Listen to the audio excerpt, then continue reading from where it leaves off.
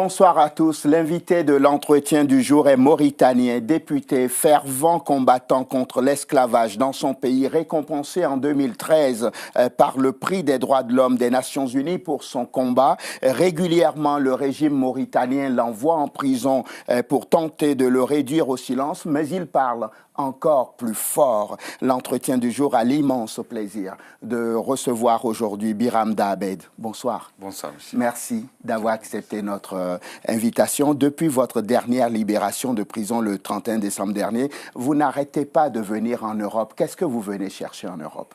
Je suis venu en Europe d'abord pour faire un check-up médical après 5 mois passés dans des prisons insalubres, dans des conditions très difficiles. Oui. Mais aussi, j'étais venu pour recevoir le prix honoris causa que l'Université de Leuven à Bruxelles m'a consacré cette année. Et aussi, je voudrais un peu revoir aussi nos troupes en Europe, car il y a plusieurs sections de IRA en Europe, en France, en Allemagne, en Belgique, en Italie, en Hollande, en Espagne. Et ce sont des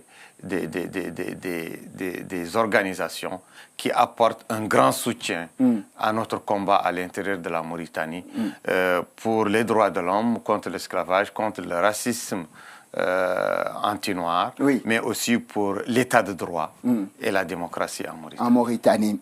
Qu'est-ce que cela symbolise pour vous, ce prix de l'Université de Louvain, d'avoir été fait honoris causa? Ça symbolise pour moi le fait que le désert, à partir du désert mauritanien, notre voix s'est fait entendre au fin fond même de, tous les milieux du monde. Les étudiants et le jury de Leuven, de l'Université de Leuven, les enseignants ont pu comprendre et entendre la voix des personnes qui gémissent encore contre l'esclavage, contre le racisme et qui essayent de sortir de la tête de l'eau pour construire une démocratie véritable où les richesses du pays sont consacrées au bien-être de tous, mais pas considérées comme les guichets d'un seul homme avec ses courtisans. Vous avez été à l'Union européenne il n'y a pas si longtemps, non? Oui. Qu'est-ce que vous êtes allé leur dire?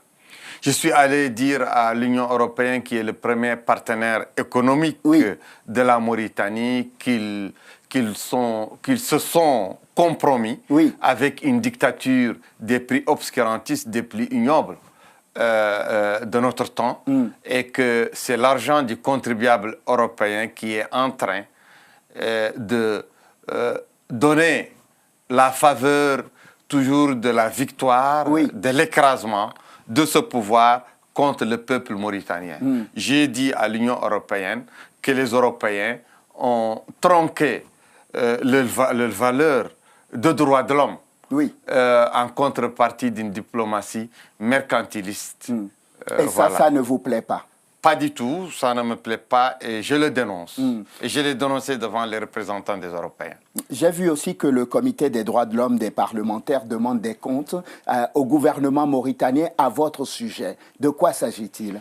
Il s'agit de ma dernière arrestation le 7 août dernier. J'ai été arrêté par le régime mauritanien parce que le régime craignait ma compétitivité en tant que candidat comme tête de liste de mon parti dans les élections législatives mauritaniennes. Ils ont anticipé pour m'arrêter, pour me garder en prison, pour que la campagne se déroule sans moi.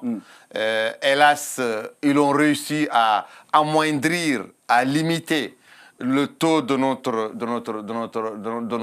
nos réussites dans le Parlement, mais ils n'ont pas réussi à m'empêcher d'entrer dans le Parlement avec un score très fort au premier tour. C'est ça qui est incroyable. Il faut qu'on raconte à nos téléspectateurs que le régime, à la veille des législatives, va trouver un prétexte parce qu'on vous accuse d'avoir menacé de mort un journaliste. On ne va pas refaire l'histoire. Vous racontez d'ailleurs que ce journaliste est en réalité un agent infiltré chez vous. Oui, c'est un agent de renseignement simplement des autorités, une taupe qui a été utilisée seulement comme prétexte pour m'arrêter.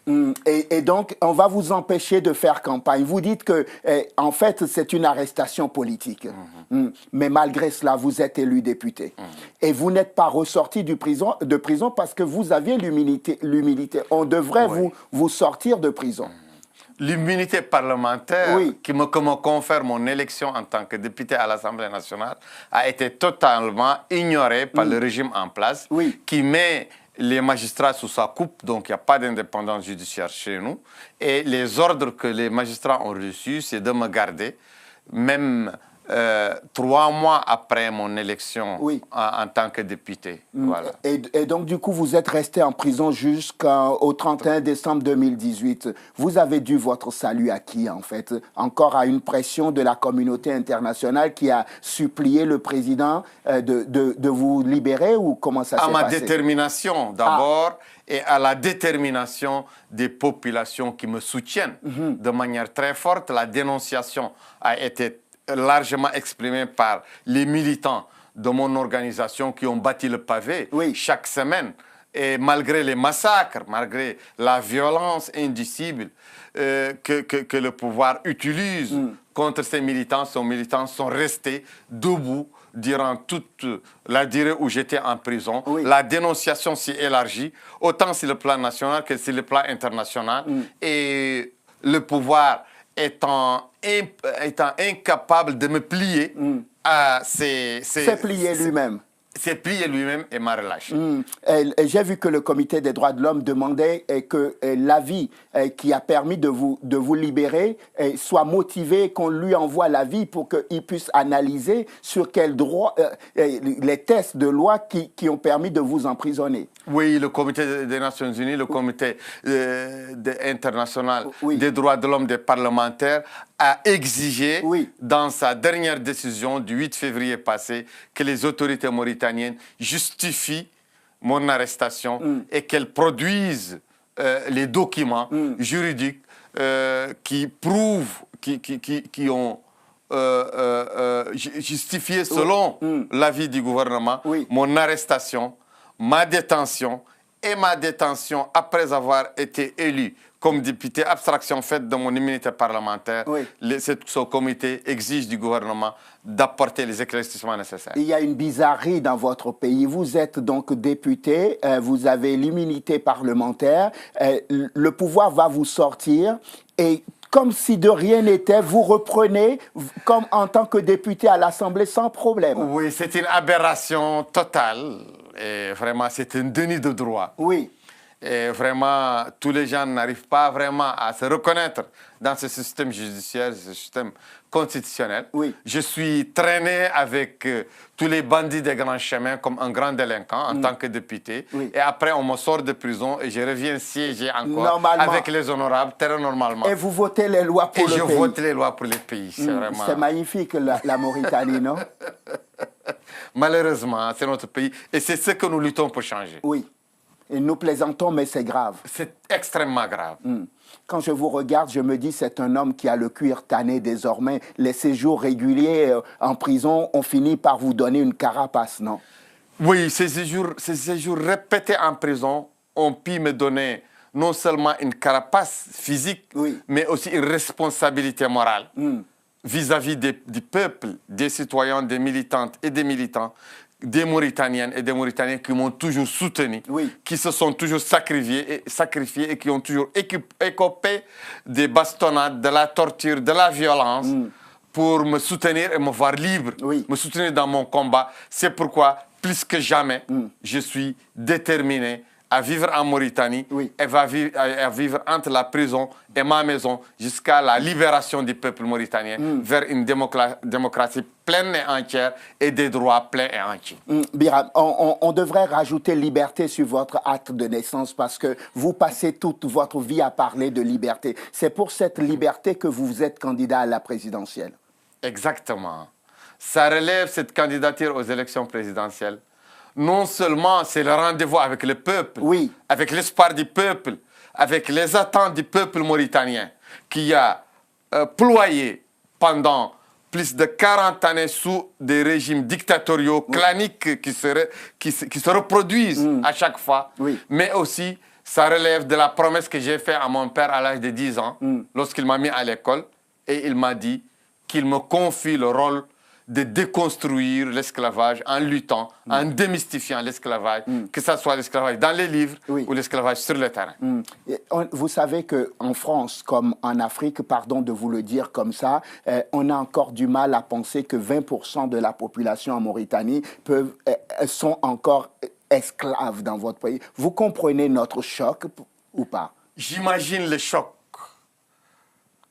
des citoyens des pays qui ont connu la liberté comme la France. Oui. Malheureusement, chez nous, nous vivons encore, on n'a pas encore fait notre révolution française, on n'a pas encore fait notre siècle des Lumières, on n'a pas encore fait notre révolution démocratique, notre révolution pour les droits de l'homme. Oui. Chez nous, en Mauritanie, des personnes naissent encore propriété d'autres personnes.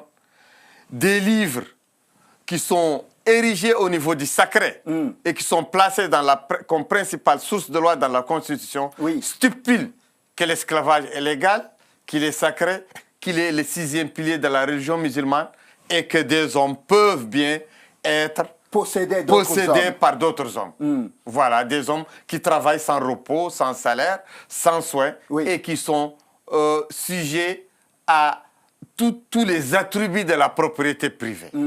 Voilà, c'est ce qui existe chez nous. Et ça, c'est votre combat? C'est mon combat premier. Quitte à y laisser votre propre vie, vous-même? Oui, quitte à y laisser ma vie, non seulement moi-même, mais aussi tous mes compagnons qui sont en majorité d'ascendance servile, d'ascendance esclave. Et tenez-vous bien, les populations serviles en Mauritanie, que ce soit les esclaves ou les anciens esclaves, qui continuent à souffrir encore des stigmates, qui trouvent leurs racines dans l'esclavage, sont plus de 50% de la population mauritanienne et sont les plus marginalisés, et sont les plus opprimés et sont les plus exclus de la société. Du coup, est-ce que vous n'avez pas peur qu'on vous réduise à ces 20%? Est-ce que vous n'avez pas peur d'être le candidat de 20% de la population? Quand on veut diriger un État, on est président de toute la nation.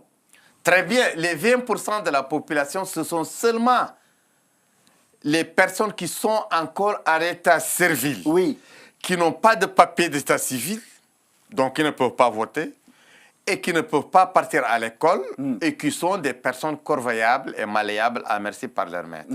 Moi, je suis le candidat du courant des démocrates mauritaniens qui est composé de beaucoup de personnes d'extraction nobiliaire, c'est-à-dire d'extraction parmi les groupes dominants, et des personnes qui sont de toutes les autres communautés mauritaniennes comme composantes nationales, que ce soit les Peuls, les Soninké, les Wolofs, les Bambara, les Berbères, les Arabes, mais aussi les Haratines, qui sont ma communauté propre, qui est la plus nombreuse, mais 30% de la population, à peu près, qui sont des Haratines libres, sont des personnes libres de jure, même si de fait, ils continuent à être assujettis par d'autres moyens, mais moi, j'ai pu, avec mes amis, on a pu construire un courant national qui ne lutte pas seulement contre l'esclavage, mais aussi contre le racisme, mais aussi contre